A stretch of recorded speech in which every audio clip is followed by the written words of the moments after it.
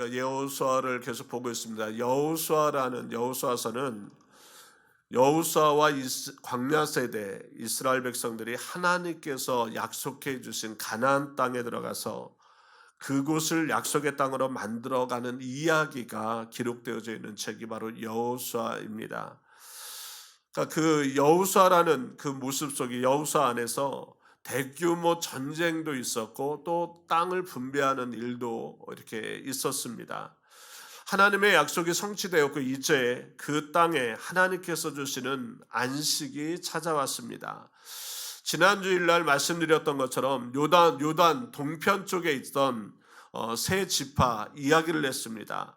그들이 가족을 떠나서 열심히 가나안 땅을 정복하는데 또 가나안 땅을 배분하는 데 있어서 늘 모세의 명령을 지키고 여호와의 말씀에 순종했고 그리고 자신들에게 주어졌던 그 미션을 아주 충성스럽게 수행했다라는 것을 말씀을 드렸습니다. 여호수아가 그들의 지파를 보면서 너무나 수고했기에 그들을 칭찬은 하고 그들에게 많은 재산을 줌으로 이제 요단 동편으로 보냈습니다. 이제 잘 집으로 돌아가라고 열심히 일했다라고 충성했다라고 이야기를 합니다. 여기까지의 모습을 보면 해피엔딩이라고 이야기할 수 있죠. 참 좋은 일로 이제 끝나는구나. 열심히 하나님의 약속 붙잡고 하나님 말씀에 순종하면서 나왔더니 충성했더니 이러한 결과를 얻게 되었구나. 이제 멀리 떠나왔던 가족들을 향하여 돌아가는 그들의 모습이 얼마나 기쁨이 있을까. 또 떠나는 백성들도 같은 형제 지파지만 그들을 보낼 때 참 감사하다라는 마음으로 보내고 있으니까 해피엔딩이다. 참 좋은 결론이다라고 말할 수 있습니다. 근데 믿음의 공동체가 이스라엘 공동체가 전혀 생각하지도 못했던 그러한 분열의 위기가 오늘 본문에 이제 나옵니다. 같은 형제, 같은 믿음의 식구끼리 서로 싸우고자 하는 그런 마음까지 가졌던 모습이 오늘 본문의 말씀입니다. 그 갈등을 제공했던 사람들이 누구냐? 다름 아닌 이스라엘 지파의 대대적인 환송을 받고 갔던 요단 동쪽의 지파들이 갈등의 원인을 제공을 합니다. 오늘 본문 살펴볼 내용이 그것이죠. 아마 그냥 본문만 읽었기 때문에 여러분들이 교독으로 읽었기 때문에 내용이 확 들어오진 않았겠지만 다시 한번 보면 이러한 내용이었구나라는 걸 생각할 수 있습니다. 본문의 10절과 12절까지 한번 같이 다시 한번 천천히 읽어보도록 하죠. 10절부터 12절입니다. 시작. 르우벤 자손과 므낫세 반 지파가 가나안 땅 요단 언덕가에 이르자 거기서 요단가에 제단을 쌓았는데 보기에 큰 제단이었더라. 이스라엘 자손이 들은즉 이르기를 르우벤 자손과 갓 자손과 므낫세 반 지파가 가나안 땅의 맨 앞쪽 요단 언덕가 이스라엘 자손에게 속한 쪽에 제단을 쌓았다 하는지라. 이스라엘 자손이 이를 듣자 곧 이스라엘 자손의 온 회중이 실로에 모여서 그들과 싸우려 가려 하니라. 여러분들, 요단 동편의 지파들이 요단을 건너서 이제 자기 있는 쪽으로 가야 돼. 가족이 있는 쪽으로 가야 되는데 요단을 건너기 직전에 분배받은 지역으로 가기 전에 무엇을 했느냐? 큰 제단을 쌓았다라는 것이에요. 요단 언덕에 큰 제단을 쌓았습니다. 근데 이 제단을 쌓은 것을 전에 들은 이스라엘 자손들이 발끈한 거예요. 어느 정도였느냐? 그들과 싸우러 가야 되겠다라고까지 이야기를 했다라는 것입니다. 석별의 정을 나눈 지가 얼마 안 돼요. 서로 헤어진 지가 별로 안 돼요. 헤어질 때 때로는 울기도 했을 거예요. 때로는 너무나 고맙다고 손을 붙잡고 정말로 고맙다고 우리를 위해서 이렇게 요단 동편에 정착해 있어도 되는데 이곳까지 와서 우리를 위해서 싸우기도 하고 여호수아의 어떤 옆을 지키면서 마지막까지 충성했던 모습, 중간에 백성들의 어떤 혼란한 모습도 보았을 텐데 흔들리지 않고 마지막까지 있었던 모습에 너무 감사했을 거예요. 그렇게 석별의 정을 나눈 지 얼마 되지 않았는데 전쟁까지 벌여야 되는 상황이 되었다라는 것입니다. 왜 요단 동편의 지파들은 집에 돌아가는 길에 큰 제단을 왜 쌓아야만 했을까? 또한 그 제단을 세운 것이 도대체 무슨 큰 잘못이라고 나머지 지파들은 전쟁을 불사하겠다고 분개하는 것일까? 우리가 어떤 이유가 있겠죠. 왜 이랬을까? 오늘 본문에 그 이유가 나오긴 합니다. 그런데 남은 지파들이 붕괴할 수밖에 없는 이유에 대해서 나오지가 않아요. 특별히 그게 왜 그랬는지 이유가 나오지 않습니다. 분개하는 데는 분명한 명분이 있었을 텐데 그 이유는 말씀을 하고 있지 않아요. 근데 그 이유는 우리가 계속 어떠한 문제가 생길 때 앞쪽으로 돌아갔죠. 모세의 어떤 이야기나 그 이야기의 그 전의 모습으로 돌아갔던 것처럼 모세를 통해서 하나님께서 주신 명령 때문에 그 이유가 나타납니다. 신명기 12장에 보면 약속의 땅에 들어가서 이스라엘 백성들이 반드시 지켜야 할 일들이 있습니다. 그것은 가나안 족속들이 여기저기 세워놓은 신당과 우상을 모두 정리해버리고 오직 한 곳에 예배 처소를 마련하고 그곳에서 하나님께 예배를 드리라고 했던 것이에요. 신명기 12장 5절부터 7절의 말씀이 그 말씀인데 같이 한번 읽어보도록 하겠습니다. 오직 너희의 하나님 여호와께서 자기의 이름을 두시려고 너희 모든 지파 중에서 택하신 곳인 그 계실 곳으로 찾아 나아가서 너희의 번제와 너희의 제물과 너희의 11조와 너희 손의 거제와 너희의 서원제와 낙헌 예물과 너희 소와 양의 처음 난 것들을 너희는 그리로 가져다가 드리고 거기 곧 너희 하나님 여호와 앞에서 먹고 너희 하나님 여호와께서 너희의 손으로 수간을에 복 주심으로 말미암아 너희와 너희의 가족이 즐거워할지니라. 그렇게 말씀을 했어요. 그러니까 여호와께서 모세를 통하여 주신 말씀 속에 너희들이 약속의 땅에 들어가면 해야 될 일이 있는데 그 중에 하나가 택하신 곳인 그 계실 곳으로 찾아 나아가서 택하신 곳 한 군데를 만들어서 예배 처소를 만들어서 거기에서 모든 번제물과 예물을 드려야 된다라고 말씀을 해주셨다라는 것이에요. 이 명령에 따라서 이스라엘 백성들은 길갈에 회막을 세우고 하나님께 예배를 드립니다. 길갈에서 그들의 할례를 받고 거기에서 예배를 드리는 모습이 되었습니다. 그리고 가나안 땅을 어느 정도 장악한 후에는 어느 지역이든지 근접하게 용이한 곳, 그곳이 바로 실로라는 곳으로 회막을 옮깁니다. 그러니까 길갈이라는 곳에서 회막이 한번 있었고요. 그 거처를 또 실로라는 곳으로 옮겨서 거기에서 회막을 두고 예배를 드렸습니다. 예배 처소를 옮길 수는 있었지만 한 군데, 두 군데, 세 군데 예배 처소를 세우는 것은 하나님의 명령에 분명히 어긋나는 것이었습니다. 그런데 지금 요단 동편의 지파들이 어떻게 했다라는 것이에요? 요단가에 넘어가기 전에, 요단을 건너 동편으로 넘어가기 전에 나름대로 제단을 쌓았다라는 것이에요. 그리고 그 제단의 크기를 어떻게 표현을 하느냐? 아주 큰 제단이었더라. 그렇게 말씀을 합니다. 그러니 남은 지파, 실로에 있는 남은 지파들이 볼 때 어떻습니까? 하나님께 예배드리고 있는 남은 지파들이 볼 때 다른 곳에 예배 처소를 만들려고 하는 요단 동편 지파들의 행동을 하나님의 명령을 거역하는 것이고 공동체의 일체를 깨트리는 일이라고 생각을 했던 것이에요. 거기에 대해서 가만히 두고 볼 수가 없는 거죠. 그래서 어떻게 합니까? 제사장 엘레아살의 아들 리브아사 그리고 각 지파의 대표로 되어져 있는 10명을 그 동편 지파들에게 보냅니다. 어떻게 된 일인지 알아보려고 싸움을 하기 전에 보냅니다. 그 이야기가 이제 13절부터 쭉 나오는 거예요. 16절 한번 같이 읽어보도록 합니다. 16절입니다. 시작. 여호와의 오늘 회중이 말하기를 너희가 어찌하여 이스라엘 하나님께 범죄하여 오늘 여호와를 따르는 데서 돌아서서 너희를 위하여 제단을 쌓아 너희가 오늘 여호와께 거역하고자 하느냐. 여러분들 요단 동편 지파들이 그와 같이 제단을 쌓는 것은 이스라엘 하나님께 범죄한 것이라고 이야기를 하는 거예요. 너희들 왜 범죄하느냐. 또 범죄라는 말은 믿음을 깨트렸다라는 것이죠. 더 나아가서는 너희들은 여호와를 따르는 데서 돌아선 자들이라. 돌아섰다라는 것은 하나님을 등지고 살아간다라는 것이죠. 그리고 더 나아가서는 여호와께 거역한 것이라 이야기를 합니다. 하나님을 반역했다라는 것이죠. 너희들 왜 그랬느냐? 왜 너희들은 범죄하고 여호와를 따르는 데서 돌아섰고 여호와께 거역한 모습이 됐느냐라고 묻습니다. 여러분들 이렇게 묻는 것 이해는 갑니다. 그런데 한편으로 보면요, 이런 의문도 들 수 있죠. 여러분들 이렇게 흥분하고 분개하는 이유, 왜 그들이 하나님과의 믿음을 깨트리고 하나님을 등지고 돌아서고 하나님을 반역한 것이 사실이긴 합니다. 그렇게 보여졌던 것이에요. 그런데 남은 지파들이 이렇게 분개할 이유가 정말로 있었을까?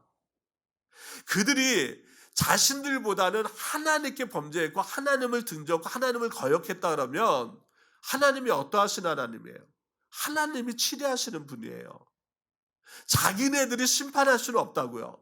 자기네들이 너희 잘못했으니까 내가 심판할래. 그거보다 하나님께서 정말로 마음에 안 드시면 하나님이 자신에게 잘못한 자들을 하나님이 심판하실 수 있는 분이라는 거예요.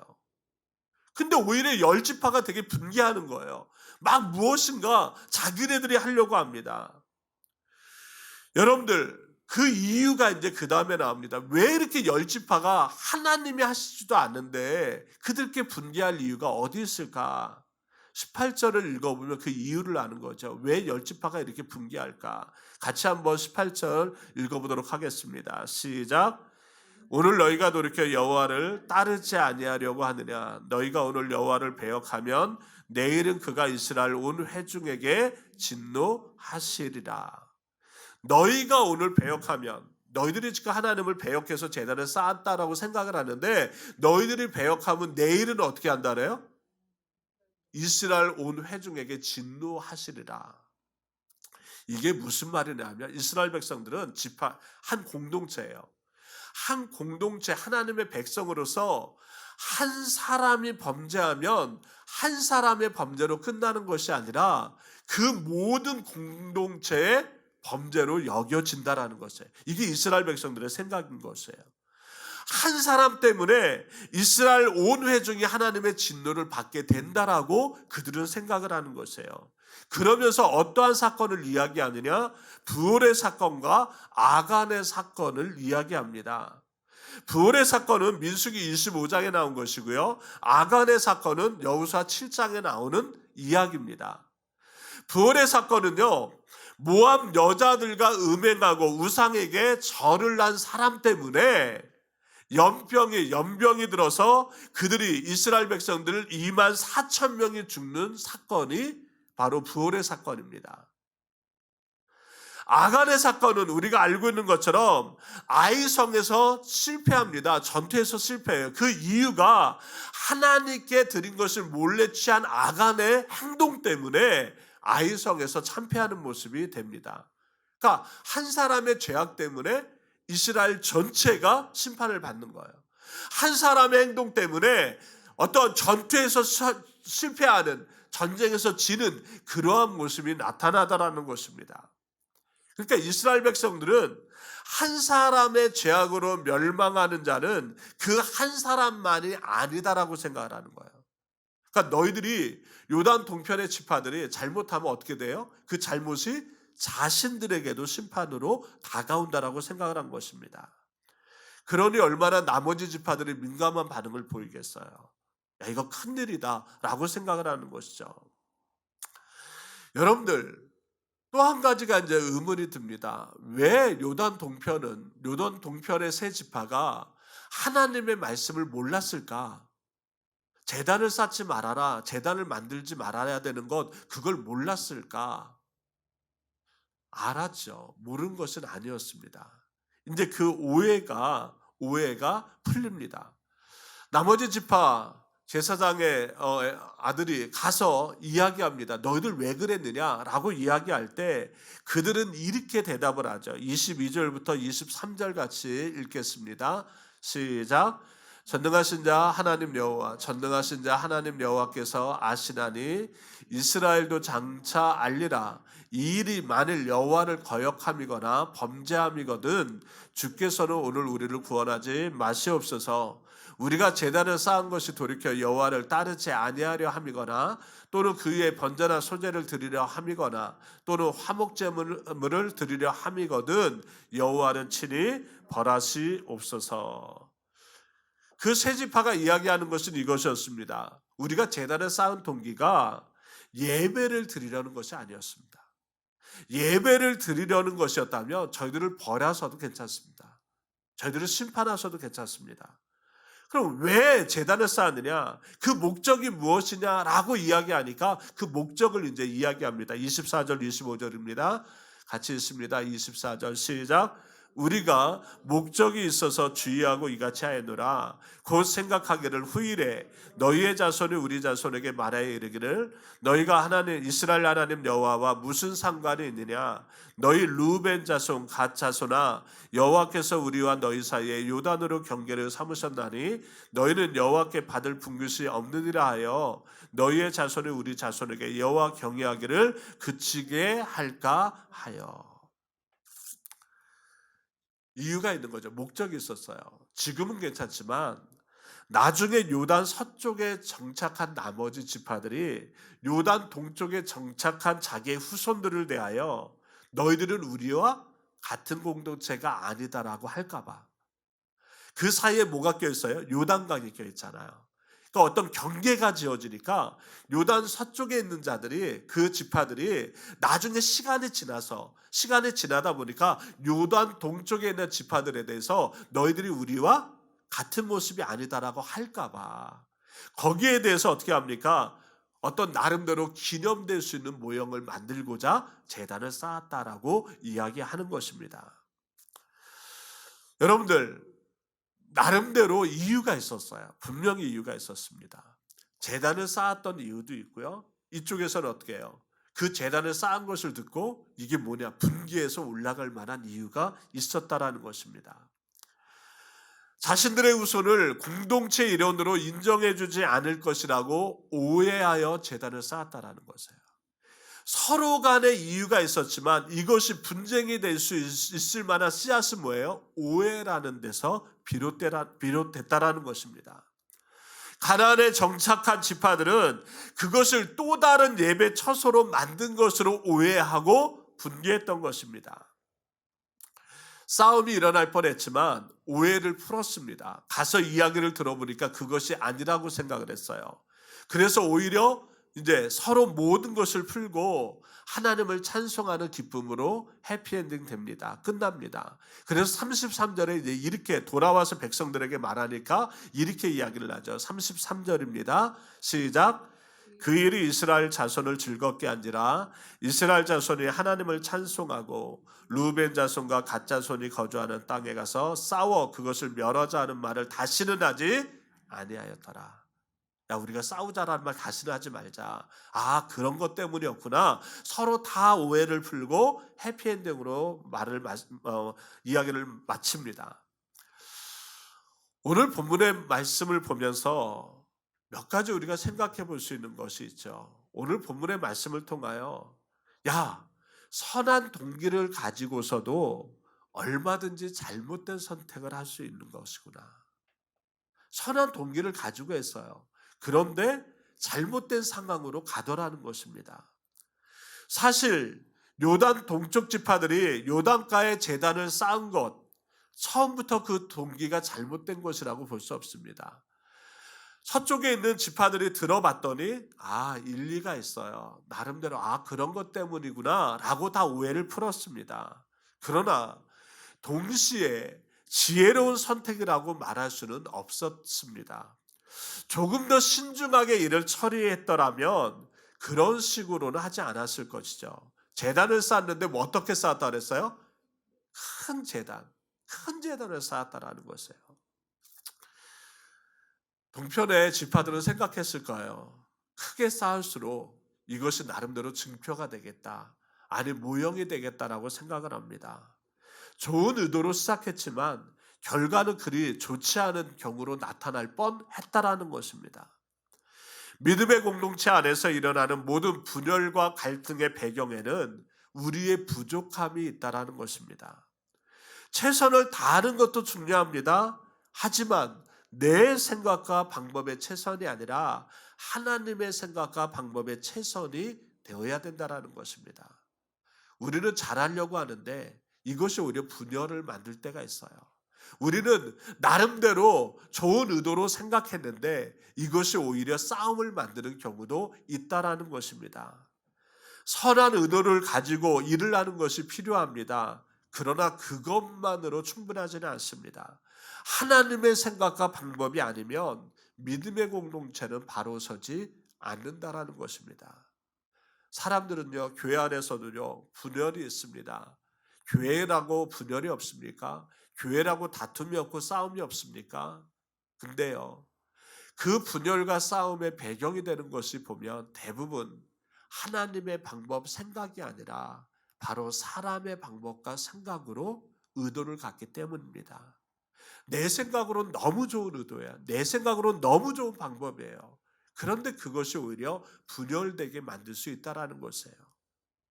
여러분들, 우리는 모든 공동체를 이끌어 나갈 때 나의 방법과 생각 이전에 하나님의 생각과 방법이 우선시되는 믿음의 모습이 되시기를 바랍니다. 그래야만 모든 공동체의 과정 속에서도 행복이 있을 수 있다는 것입니다.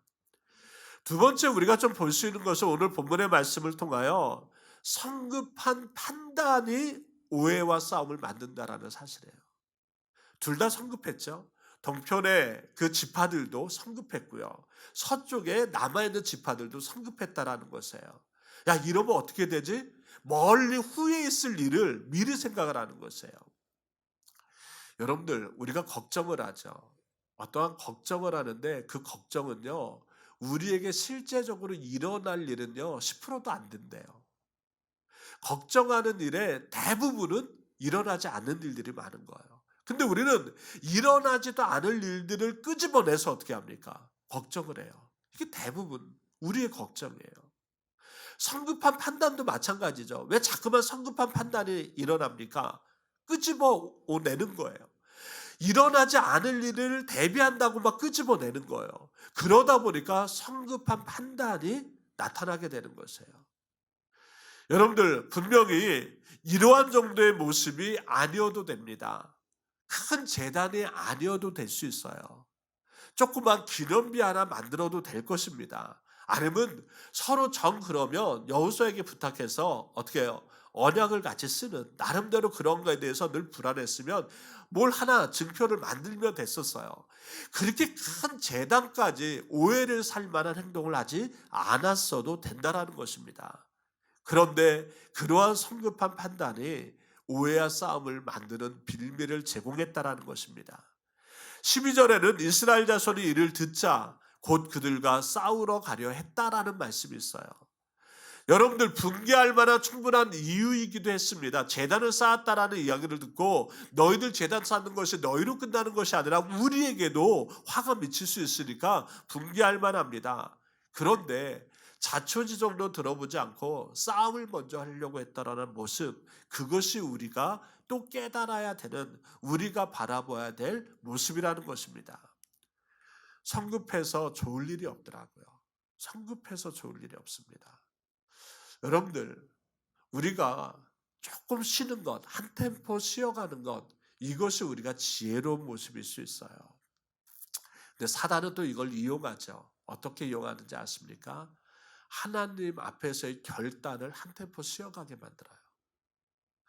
세상에 대해서는 정말로 나의 유익에 대해서는요, 한 템포 쉬어가는 것이 맞습니다. 그것이 하나님의 뜻을 발견하는 모습이에요. 그런데 하나님에 대한 결단은요, 쉼이라는 것보다는 한 템포가 아니라 바로 하려고 해야 되는 모습이 있어요. 사단은 우리의 틈을 노립니다. 나중에 해도 돼. 좀 쉬었다 해도 돼. 이것이 우리의 삶의 모습에서 가장 힘든 유혹이 될 수 있어요. 인생을 살아가는 신앙에서 살아가는 모습에서요. 신앙의 어떤 기간을 따지면 엄청나겠죠.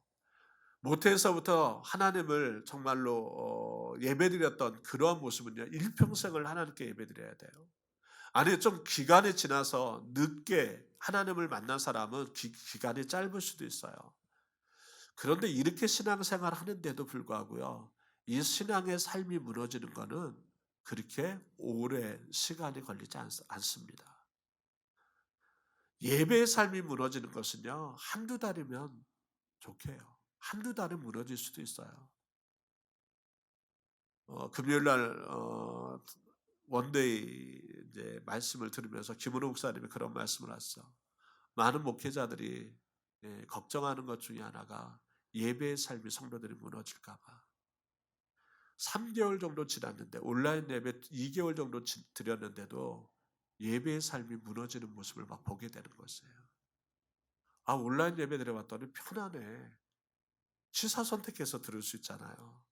좀 많이 이렇게 설교 말씀 좋고 아니면 뭐 찬양도 좋고 그런데 들으면 좋잖아요. 예전처럼 TV도 작아서 뭐 가족이 이렇게 앉아서 보는 그러한 시대도 아니고요. 지금 TV도 얼마나 커요. 네? 저 멀리 교회 가서요. 먼 뒤에 앉아 있으면요. 화면 보는 거 똑같다라고 생각할 수 있어요. 스크린에 띄어져 있는 그 화면 보는 거나 집에서 앞에서 바로 큰 화면 보고 예배드리는 거나 뭐가 다를까? 야, 교회 가면 1시간 내내 앉아 있어야 되는데 집에서 예배 드리면 다리 좀 필 수도 있고요. 저기 할 땐 뭐 어때요? 볼륨 크게 해 놓고 주방에서 물 한 잔 갖다 놓을 수도 있고 얼마나 편해요. 이때 말씀 저때의 말씀 내가 취사 선택해서 드리는 말씀 그 말씀 듣고 내가 살아가면 되지. 그렇게 생각합니다. 근데요. 믿음의 삶이 예배의 삶이 되기 위해서는 하나님의 전에서 하나님을 만나려고 하는 희생과 결단 없이 믿음의 삶이 예배의 삶이 되기는 힘들더라고요. 정말로 그래요. 여러분들, 말씀을 통하여 느껴지는, 영상을 통하여 느껴지는 은혜도 있을 수 있어요. 그러나 내가 하나님의 전에 나오겠다라고 하는 그 결심부터 하나님이 나와 함께 하신다라는 사실을 잘 모르는 거예요.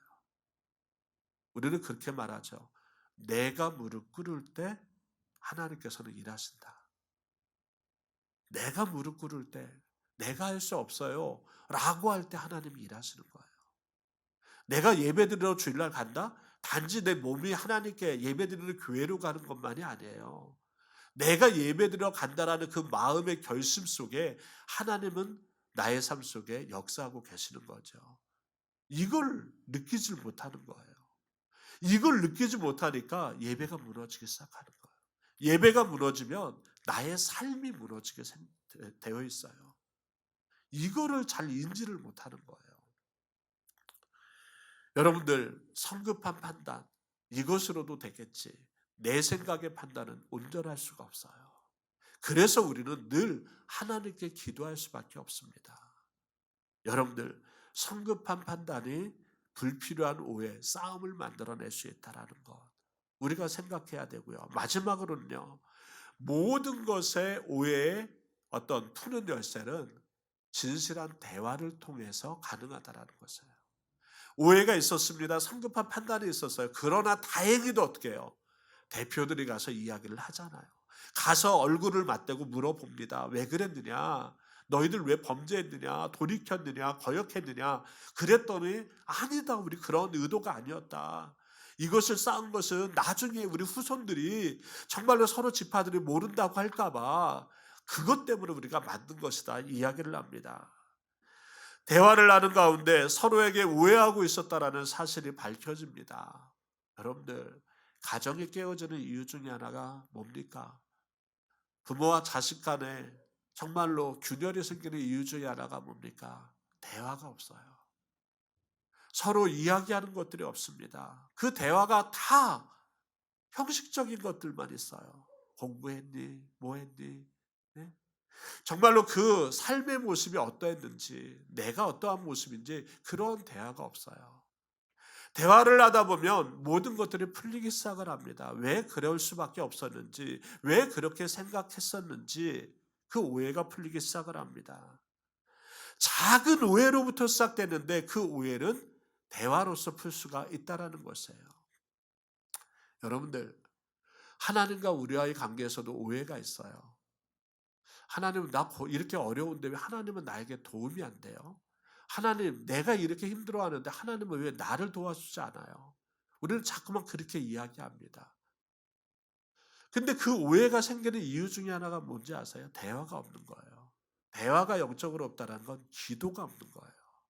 하나님께 기도하는 모습이 없는 거예요. 하나님을 부르는 모습이 없는 거예요. 하나님이 나에게 주시는 말씀에 귀를 기울이려고 하지 않는 거예요. 기도해 보십시오.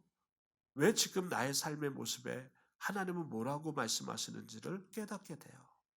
왜 하나님께서 나의 지금 이 고난이 왜 나에게 지금 있는지 하나님은 말씀해 주세요. 그 고난이 단지 나를 힘들게 하려는 것이 아니라 하나님의 더 큰 뜻이 있을 수도 있고, 하나님이 나를 연단시키려고 하시는 의도도 있을 수 있고, 하나님이 그 고난을 통하여 고난받는 자를 이해할 수 있게끔 만드시려고 하는 의도도 있다라는 것이에요. 그것을 우리는 기도하지 않으니까 알지를 못하는 것이에요. 내 생각과 내 방법대로 우리는 생각을 합니다. 그리고 오해합니다. 성급한 판단을 합니다. 그리고 하나님 없는 것 같은데, 하나님 일하시지 않는 것 같은데, 하나님 나를 사랑하시지 않는 것 같은데 이야기해 버립니다. 여러분들, 우리의 삶 속에 오늘 이스라엘 백성들과의 그런 모습이 얼마나 많은가.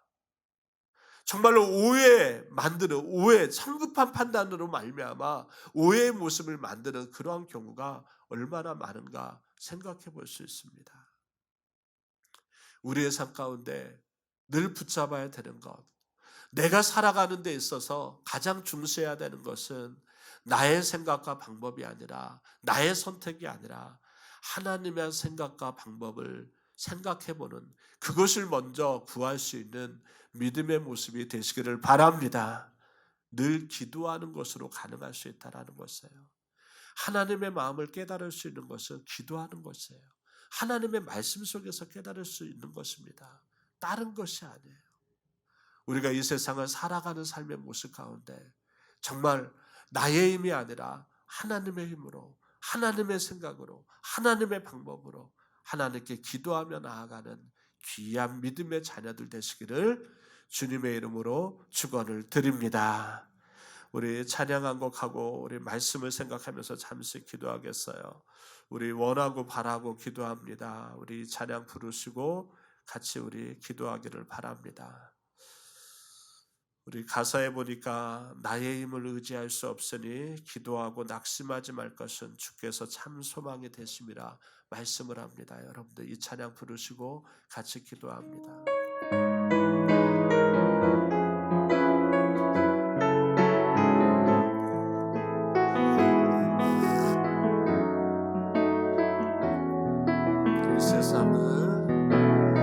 이 세상을 살아가는 동안에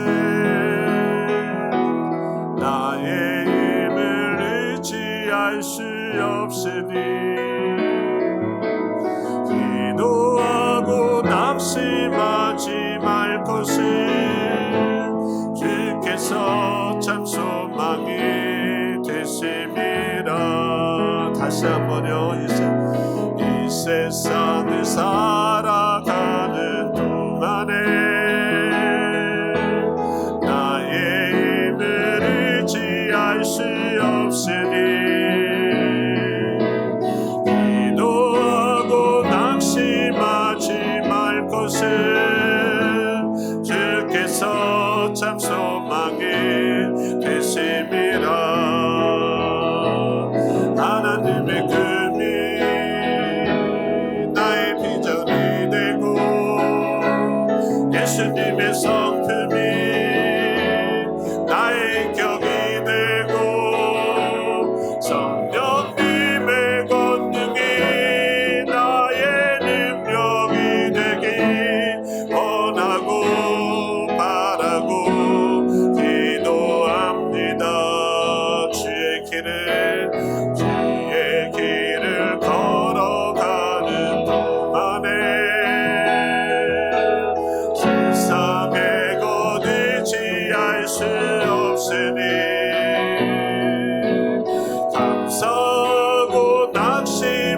의심하지 말 것을 주께서 참 기쁨이 되심이라. 주의 길을 걸어가는 동안에 세상의 것 의지할 수 없으니 감사하고 낙심하지 말 것을 주께서 참 기쁨이 되심이라. 하나님의 금이